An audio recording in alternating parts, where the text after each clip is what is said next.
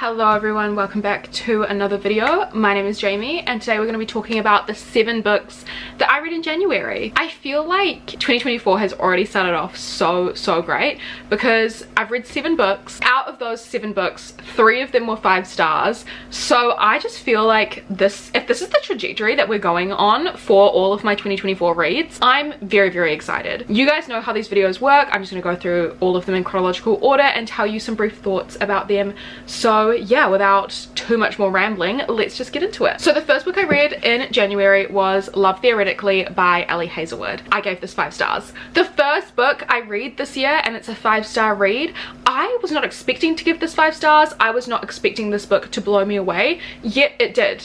And I'm so excited, and I don't really know why I wasn't expecting it because I really enjoyed The Love Hypothesis, which is the only other book I have read by Ali Hazelwood. So genuinely I have no idea why I was shocked, but I loved this so much. This is an enemies to lovers romance novel. We follow our main character Elsie, who is a theoretical physicist who is vying for this really great job at MIT. However, on the side of her science work, she is a girlfriend for hire. One of her favorite clients that she has a older brother called Jack, who is never really been a fan of Elsie, but they don't know much about each other beyond like Elsie's job, coming to family events and meeting her client's family as his girlfriend. Elsie realizes that the job she's going for, one of the people who decide who gets that job is Jack, and he immediately doesn't trust her anyway because he's like, there is something fishy about you, like they just have this enemy relationship. And Elsie of course is like, well, you don't even like me, so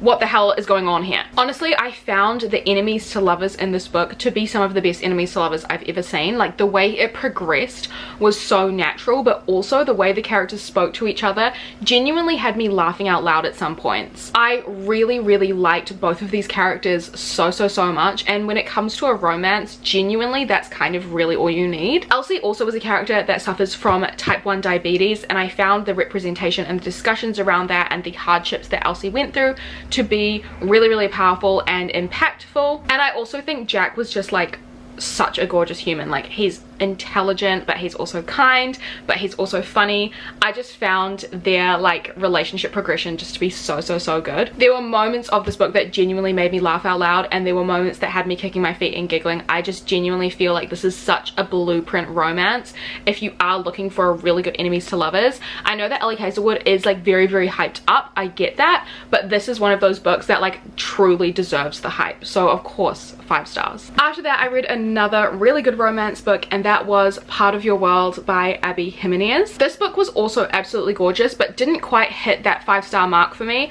However, I did give it 4 stars because it was just so enjoyable. This is a kind of opposites attract style romance. We follow our main character Alexis, who is a doctor, and she is 10 years older than the love interest in this book, whose name is Daniel, and he lives in a very small town running a bed and breakfast. What I loved about this book is that these two characters both had like really strong goals outside of the relationship, and I really loved reading about each character's individual journey within their careers and their personal lives, but also seeing the really beautiful moments when they were together. Basically the plot of this book is that Alexis's car breaks down in this small town, and Daniel's the one to kind of help her. They end up having like a one-night stand after they see each other at the same bar later that evening, and they just can't stop thinking about each other.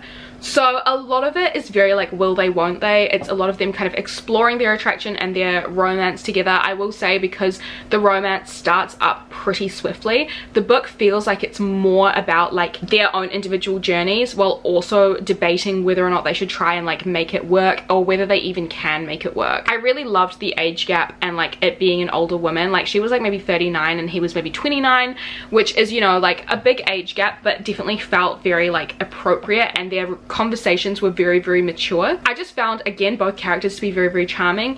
I think one of the reasons why I gave it 4 stars instead of 5 is just I found Daniel to be slightly too perfect. I do know that like a lot of people really love the like boy falls first, like obsession kind of tropes when it comes to like the guy like being completely obsessed with the woman, but I do kind of wish that we saw more of his process of him being like, wow, I have feelings for her, rather than it being like very instantaneous. I do feel like sometimes I just wish the tension was dragged out for a little bit longer. But I honestly found both the characters' journeys to be super inspiring, and honestly it was just a really nice, like, fun read. I really loved all the side characters, but honestly the MVP of this novel for me is Alexis. Like, she was just such a strong character.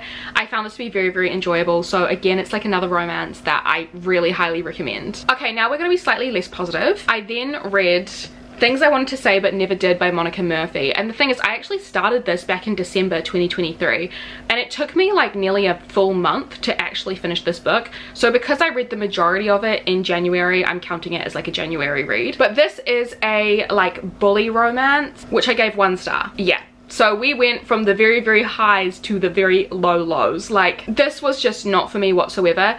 And it's so long, it's like 700 pages, and I think I knew it wasn't for me like past the halfway mark, but it was kind of like, I've come so far, I kind of just need to push through. And then after I finished it, I was like, I shouldn't have pushed through. Like, there was nothing redeeming about this book at all. But basically we follow our 2 main characters, Summer and Whit. Summer has gone through a very like traumatic childhood, but she ends up going to this very prestigious prep school where she meets Whit, who is actually a guy from her past. They did have an encounter when they were like 14, and Whit kind of like runs the school because his parents own the school, and he's got this like intense fascination with her, and he bullies her essentially, but is also like, I'm obsessed with you. And he ends up stealing her diary and then like blackmailing her into her being his fucking sex slave. Like, after reading such gorgeous romances, moving on to like this or finishing this, I was like, wow, that was such a waste. I found it to be really cringy, if I'm gonna be honest. I feel like the way the characters spoke to each other was such like edgelord kind of vibes, and I just wasn't really that keen on it. And I also just feel like it's one of those books that was really just created for like smut. Like, it's basically just like 700 pages of smut, because our characters are kind of like getting intimate within the first 100 pages, and that's not really why I read romance books. So there was just too much sex. There was way too much sex. But I know that's probably like the purpose of this novel, but it's kind of just really not for me. It's not for me. I also found every single character in here to be super unlikable. Even the side characters that were supposed to be good characters, just the way they spoke, it honestly felt like Riverdale-esque dialogue. Do you know what I mean? Like, not the like fake woke stuff, but the way they spoke to each other, just like, teenagers don't speak like that. And there was this one gay side character that was supposed to be like a really good guy, but he just kept talking about dick, and it just felt like really bad writing. It just felt like an adult trying to be hip and cool, and it just really cringed me out. So I think the fact that a lot of it was very boring, because obviously smut is very repetitive, so it's like, I don't need to see the same blowjob scene, sex scene over and over again. Because of that, and because of how much I disliked the characters, I had to give it 1 star. Like, there was really nothing that redeemed this book for me. After that, things got a little more positive, and I read None of This Is True by Lisa Jewell, which I gave 5 stars. Another 5 star. I was so happy with this, and I actually spent the entire novel being like, I'm gonna give this 4 stars. And by the end I was like, wait, no, there's really nothing that I would do differently. And that's kind of how I categorize my 5-star reads. Like, if there is something that I could critique about it, then it doesn't get a 5 star. But if it's just like perfect in my eyes, wouldn't change a thing, like 5 stars. This is a thriller. I have read a lot of Lisa Jewell thrillers before, and this is by far her best in my eyes. Basically, we follow our 2 main characters, Josie and Alex. They meet at a pub because of the coincidence that they're both there. They both share the same birthday. Alex is a very successful like podcast host with like this very rich husband, very gorgeous life, and Josie is feeling a little bit stuck in her life. She has a much older husband. She has kids that are a little bit dysfunctional. She's this dysfunctional family, and she reaches out to Alex and is like, I feel like us meeting was a sign, and I really want you to kind of like tell my story. So they start creating this podcast where Josie shares these things about her, but as Alex is learning more about Josie, she's starting to realize that there are a lot of things that aren't quite adding up. Also, at the very beginning of this novel, it's intercut with like a Netflix kind of documentary style true crime documentary, I guess. And so from the very beginning, it is kind of insinuated that there is something very violent that goes down, life or death kind of situations. So I just found the pacing of this novel to be so interesting. I found the concept to be amazing. Lisa Jewell, when I've read her thrillers, I've always been like, yeah, like it's fast moving, the plots are really good, but I've never sat down and been like, wow, each character is so unique, so fleshed out, like really well done. This is a book where I did think that, like, this is really such a huge step up from a lot of the other Lisa Jewell books that I've read, and I've liked those. So of course, if we're doing a step up from books that I already liked, this is going to be like amazing, and it was. It honestly got to a point where I got emotional, like I actually cried.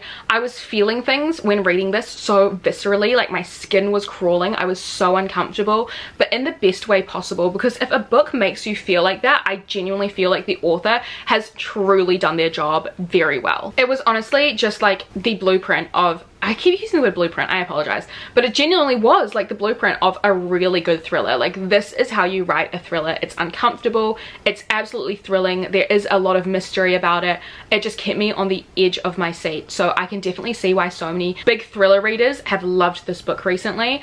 I am joining you. It was just incredible. I then read another romance, which was When in Rome by Sarah Adams. Now, this is a small town, again, kind of opposites attract romance, but I did unfortunately give this one 3 stars. It was fine, it was good, but nothing in comparison to like the other romances, or the other 2 romances that I've already spoken about. Basically, in this novel, we follow our main character Amelia, who is kind of on the run from her life of being a pop star, and her car ends up breaking down in this small town called Rome in Kentucky in front of the house of our male main character, which is Noah. He kind of takes pity on her, and she ends up staying with him and experiencing kind of like the small town vibes, taking a break from her big life of like stardom. And during this time, they start to fall for each other. My one thing about this is that like it was fine, but it was just kind of boring. It was like kind of enemies to lovers, but not really. Like, I just didn't really care for the characters, and I just found like the sense of humor in this novel and like the flirting that our characters were doing to just be not really to my taste. Like, I didn't find it that amusing, I didn't find it that funny, and I wasn't really rooting for them. At the end of the day, like, I found Noah to be such a wet sock. Like, he was very, very boring, but I really, really liked Amelia's story about her fame and wanting to escape from her management and stuff like that. Like, I found that stuff to be really interesting. I don't know, like, I love a small town romance, I really do, because of the imagery and the vibes that it brings to me. And this didn't really give me that. Like, I didn't feel the vibes. I couldn't picture anything in the town. I do realize I'm being quite harsh about this. Like, it was fine, pacing was good, like structure of the novel was good, and I liked the side characters. Like, there are positive things about this book, which means I would recommend it to like other romance readers, or especially if you're like a first-time romance reader. Like, this is definitely a really good place to start. But it's more a taste thing for me. Like, I just didn't really enjoy the characters. Yeah, it was okay. I probably will never really think about it that often ever again, which is why it kind of gets the 3-star rating. And then after that, I read my Patreon book club book for January, which was The 7-Year Slip by Ashley Poston. And for the first time in Jamie's library history, I have finally read a Patreon book club pick that I gave 5 stars. We have found a winner. I loved this so much. This is kind of like a magical realism kind of romance. We follow our main character Clementine. She has recently lost her aunt, who she loved so much, and inherited a magical apartment. And in this apartment, sometimes at random, when you enter it, it is 7 years in the past. And that happens to Clementine one day, and she meets a man called Ewan. And Ewan is like subletting that apartment 7 years previous. And they kind of have this like instant connection, this instant romance with each other. But then Clementine is also battling like, how do I find him in the future? He's gonna be 7 years older. Is it gonna be different? Is he gonna be different?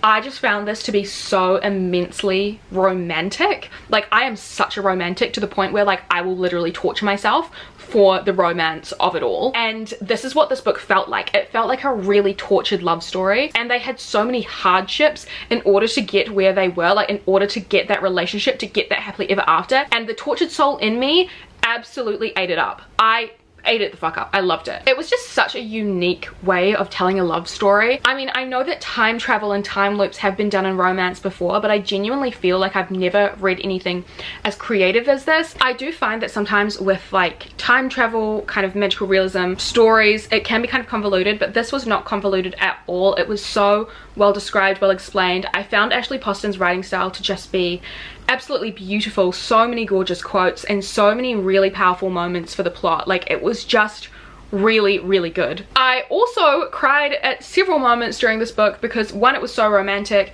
2, the exploration of grief was so powerful. I keep using the word powerful, I think, but that is really how to describe this book. Like, it is very emotional, and I can definitely once again see why everyone is loving this one as well. I did read The Dead Romantics by Ashley Poston back in 2022, and I wasn't blown away. I thought it was alright, not the best, but this one again, like, such a huge step up from her debut novel. So really love this. Again, really highly recommend. Just so great. And then the 7th and final book was a book I read on my Kindle, and I read The Perfect Marriage by Geneva Rose, and I gave this 1 star.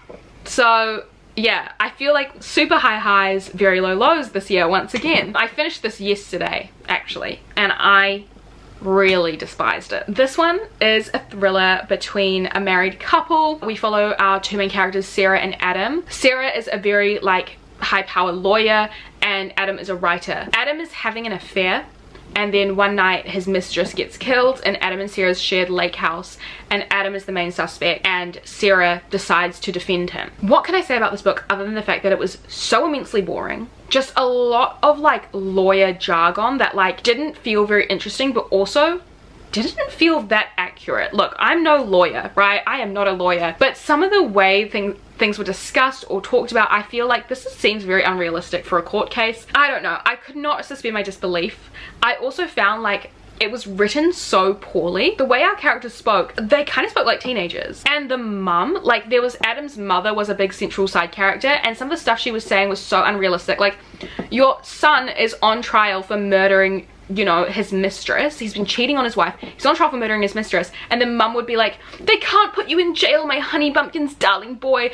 Like, sorry, that's just like not realistic. It seemed like it was supposed to be comic relief, but it wasn't funny, and it was just like stupid and childish, I think. The plot twist, none of it really made sense or aligned with the rest of the novel. It was very stupid in my eyes, very silly, very boring, not thrilling whatsoever, and the book was full of cliches. Like, I think I mentioned in a reading vlog, I'm not sure which one, I was talking about this book in a reading vlog, and I mentioned that one of my gripes with it was that it keeps using like cliches, and I used an example of they let out their breath they didn't know they were holding, but I used that as an example of like how cliche the sentences were. They hadn't actually used that one.